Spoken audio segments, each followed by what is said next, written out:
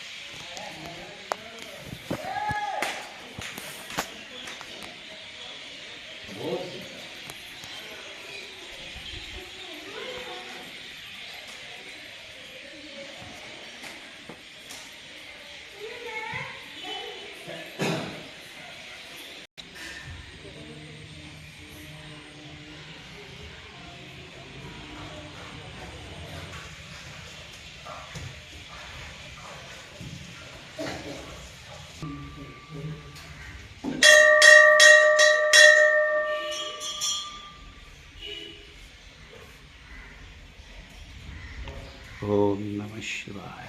ఓం శివాయ. ఓం నమః శివాయ. శివాయ.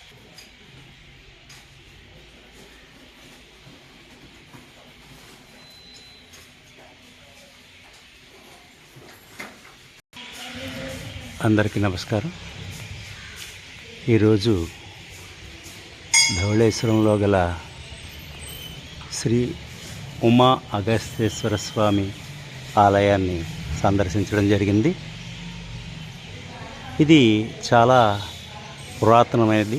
అంటే త్రేతాయుగంలో దీన్ని మహర్షుల చేత స్థాపించబడింది అని చెబుతున్నారు.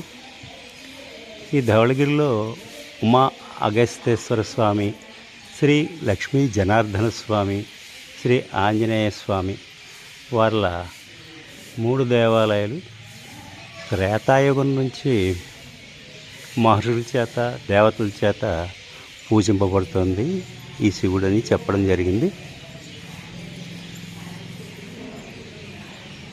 అగస్త్య మహర్షి వింధ్య పర్వతం వద్దకు వెళ్ళుచు తాపేశ్వరం వద్దకు రాగా అచ్చట వాతాపి ఎల్బలుడు అనే 2 రాక్షసులకు ఆతిథ్యము తీసుకుని ఆహారంగా ఇవ్వబడిన వాతాపిని జీర్ణం చేసుకుని, అందుచేత అప్పటి నుంచి జీర్ణం వాతాపి జీర్ణం అని మాట పుట్టిందని చెప్తున్నారు. ఈ అగస్తేశ్వర స్వామి పాదముద్రలు ఇరువురు దేవి ఉపాసకుల చేత బాలా త్రిపుర సుందరి అని పేరుతో అమ్మవారిని ప్రార్థించడం జరిగింది, ప్రతిష్ఠించడం జరిగింది.